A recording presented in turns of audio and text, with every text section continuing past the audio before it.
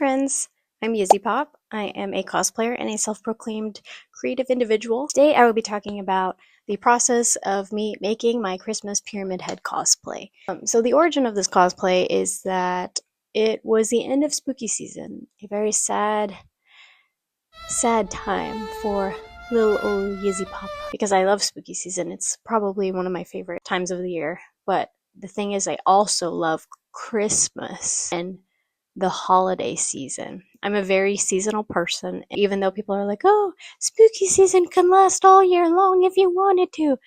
To me, I'm like yes, but at the same time, I'm like, but I love Christmas. The point is, I really spent a long time during the spooky season doing a lot of horror slash Dead by Daylight cosplays, and I really, really, really enjoyed doing that. And then I personally believe like spooky cosplays do better during spooky season, like algorithm wise. And then I know people are gonna be like, it shouldn't matter what time of season it is because you should do what you want to do and that makes you happy, which is true. So my thinking was Christmas season is coming up.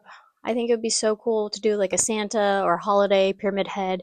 And this is what came to fruition. This probably took me about like 3 weeks with breaks. Like, I have a full-time job, so I definitely couldn't work on this as much as I had liked to, but this is the product.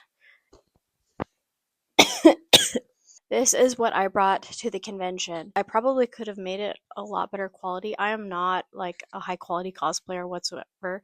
I love taking shortcuts and I've never competed in a competition before, but this is probably like the best thing I've ever made. And I followed multiple tutorials on YouTube, so I can definitely leave them down below for a better reference because I know I did not record the entire process of me making this. Yeah. So that's pretty much it. I will hop straight into the tutorial. I pretty much made the entire base out of poster board from the dollar store. These are the measurements that I got from one of the tutorials. I didn't have a protractor or any measurements for that, so I pretty much just eyeballed it and tested it out a bunch of times until I got something that worked. I'm just attaching all of the pieces together with some packaging tape, and it should look something like this. Next, I drew out some triangles from the front that would be the portions that were see-through. I didn't have any measurements for this portion. I just kind of eyeballed it and thought about how much I wanted to see through the inside of the helmet. The entire process of measuring and cutting everything out was just trial and error, so please be patient with yourself if you don't get it on the first try. Here I use the blue tape method to cut out this mesh portion for the see-through part of the helmet. And then I just used more packaging tape to attach it and secure the edges. I also ended up adding an extra layer of plastic mesh. I didn't get the chance to record it, but just so y'all know, there's an extra layer of mesh. Here I am again using the blue tape method to mark out where I want the EVA foam on the helmet, and then transferring it over to the foam so that I could cut it out more easily. This is just what it looks like all around so far. And then here's me transferring over the blue tape to the EVA foam and then cutting it out. And then I just attached all the EVA foam that I just cut out with some hot glue. And then it should look something like this. Then I did a few coats of red spray paint. I also used these little styrofoam bits and I had cut them out into a bajillion circle pieces and attached them to the see-through portion. I also used this leftover tubing for my aquarium and these medicine bottle caps for details on the helmet. For these details I hand painted them and let them dry and then just attached them.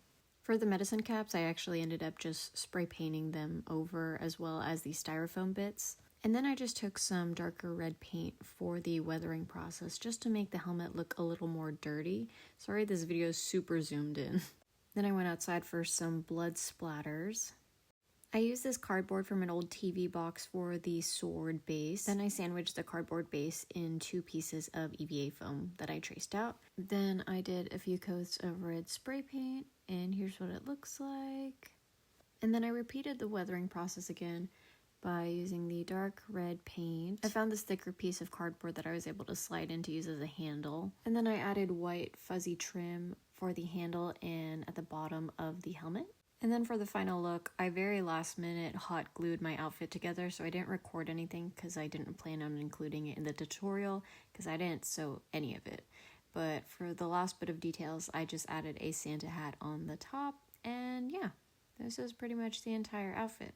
I had a really great time putting this together, and it was really nice to have been able to make something of my own.